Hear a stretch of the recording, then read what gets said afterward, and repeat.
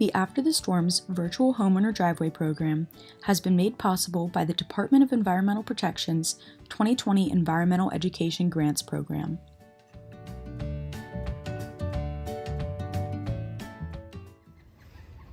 If you have been experiencing problems on your driveway, you've come to the right place.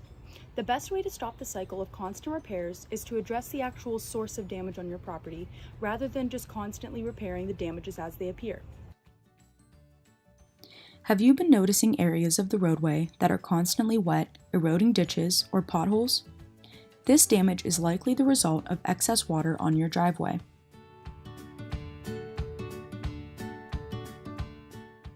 Stormwater runoff is rain or melted snow that blows across the ground after a precipitation event.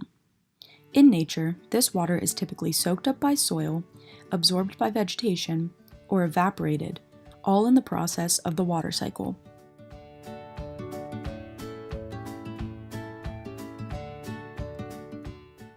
Humans have impacted this process by creating impermeable surfaces throughout the environment. These surfaces generate a need to manage stormwater, since the water cannot naturally cycle as efficiently. If this water is not properly managed, you may begin to notice damage on your driveway surface.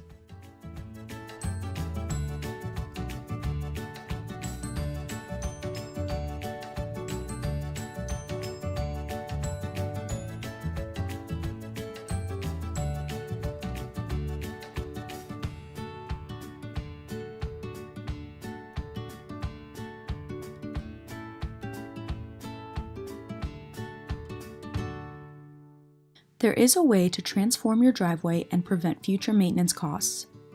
The best way to stop the cycle of constant repairs is to address the actual source of water damage on your driveway, rather than using band-aid solutions as problems appear.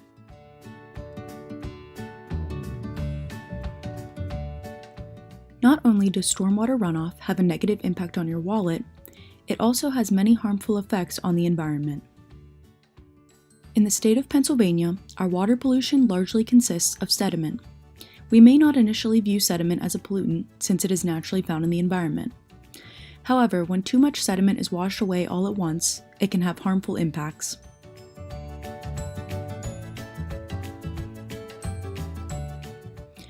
Sediment can clog culverts, leading to flooded roadways. An overload of sediment can cost a lot of money to deal with once the damage is already done. It can also destroy habitats and even clog the lungs of aquatic life. It is also important to note that the runoff from your driveway can also create safety and liability issues.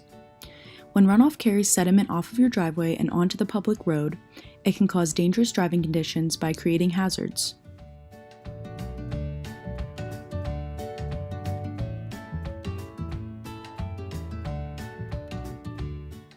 This can also be an issue if this runoff freezes and creates large patches of ice on the road. In the pictures shown, runoff from the driveway is responsible for creating patches of ice on the public road. If someone were to get hurt, the homeowners could be responsible.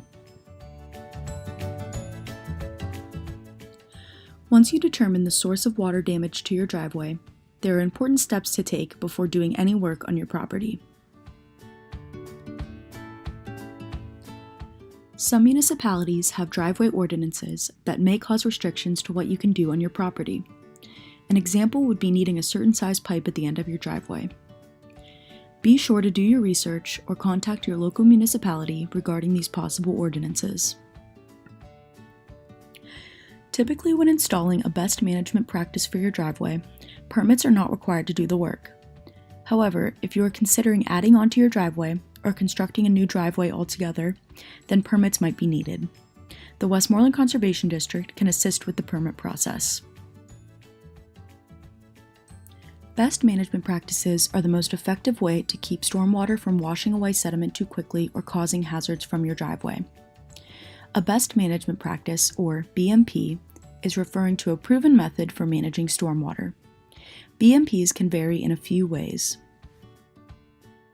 Some may cost more than others or take longer to install, or you may need to hire a contractor to complete the work. They also are all suitable for different conditions. Certain BMPs may work better on certain sites. This can depend on steepness, wetness, or other types of activities done on the property. We will now go through multiple examples of these practices. The first type of BMP we will discuss is called an underdrain. An underdrain is installed to collect clean subsurface water or water from springs or seeps and carry it to a designated outlet.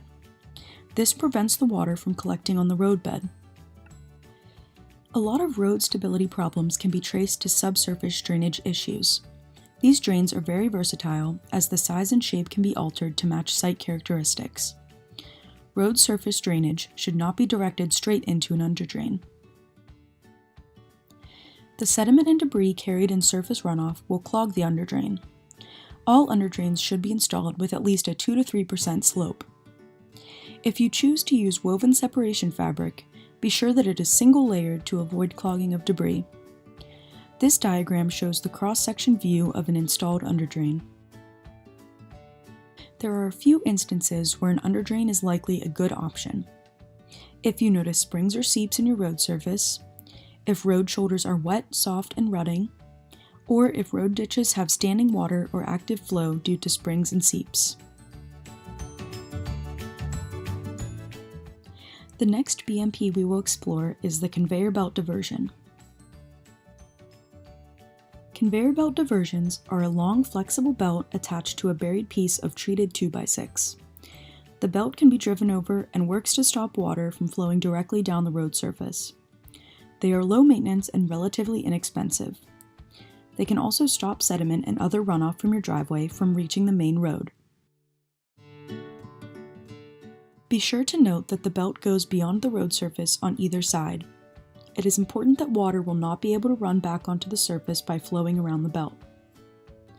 Used belts may be available at a local quarry or mine at a low or no cost. Belts are typically between 26-inch and 30-inch widths. To install a conveyor belt diversion, bolts and washers are used to attach the belt onto the piece of treated lumber. Once the two are attached, a trench is dug across the driveway surface at an angle of about 30 degrees. When the diversion is placed in the trench, approximately 5 inches of the belt should be showing above the surface, and about 5 to 15 inches will be buried with the lumber. The trench is then filled and compacted with a tamper. More size details are also shown here on this diagram. Crosspipes are another common BMP used on driveways. Crosspipes help to reduce erosion that occurs along roadside ditches. This overall reduces the need for repeated ditch maintenance by dispersing the runoff. It is important that the pipe is not placed straight across the road surface. Placing the pipe at an angle, at least a 30-degree angle is recommended, allows for the water to flow more naturally into the pipe. The feature will also be more efficient when the water does not have to make a 90-degree turn. A mitered pipe is angled where the water will be flowing in. This decreases the amount of turbulence through the pipe, which helps it handle more water.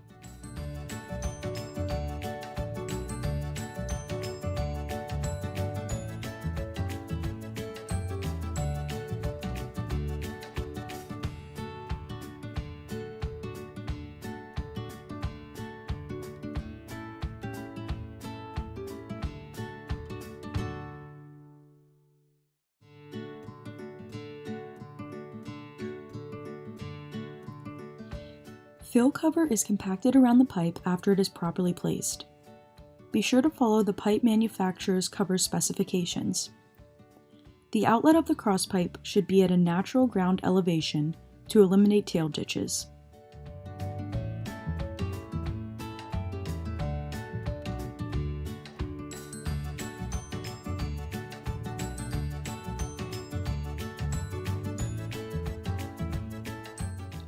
A grade break is another BMP option.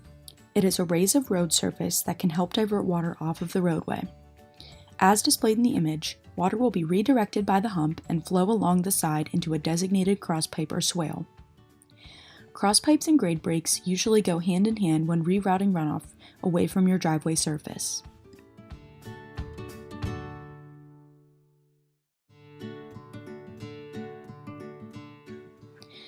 Grade breaks work to stop the loss of fine sediment, which keeps the driveway surface aggregate intact for much longer. Sloping driveways are a good fit for this feature, but a grade of more than 10% may be a bit too steep. They are typically easy to install and not overly expensive.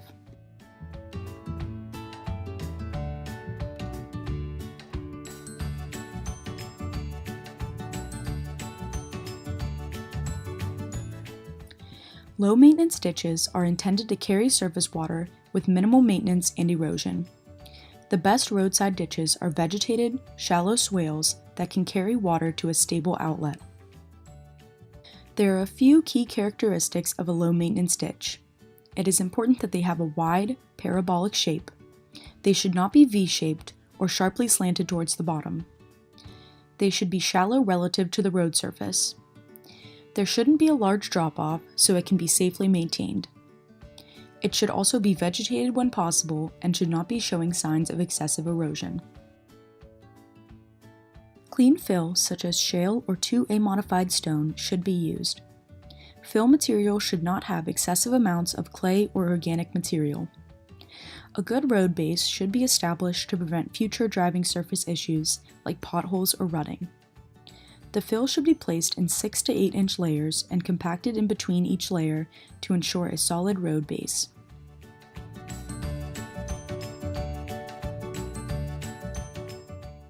The final BMP we will be discussing is raising the road profile.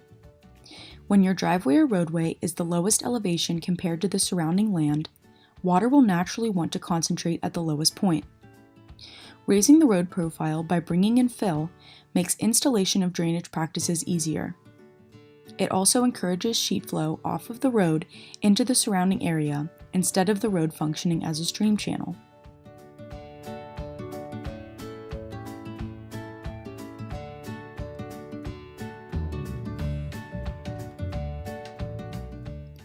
BMPs can make a huge difference in your driveway's appearance and functionality. With the help of resources like your local conservation district, the Center for Dirt and Gravel Road Studies, and your local municipality, you can find the management practice that suits your situation best. Information about the Westmoreland Conservation District's Dirt, Gravel, and Low Volume Roads program can be found on the website. It is located under the Programs tab. The Technical Bulletins page on the Center for Dirt and Gravel Road Studies website also has a great deal of information on BMPs. This can be found under the General Resources tab. Each of the BMPs discussed today, and others, are detailed on this website. The Westmoreland Conservation District's Guide to Improving Driveways and Access Lanes is another great supplemental resource to this video. This guide provides further information on choosing the right BMP and why managing excess water on your property is important. Remember, don't address the symptoms of runoff on your driveway. Address the problem by first identifying the cause of the symptoms. Thank you for watching.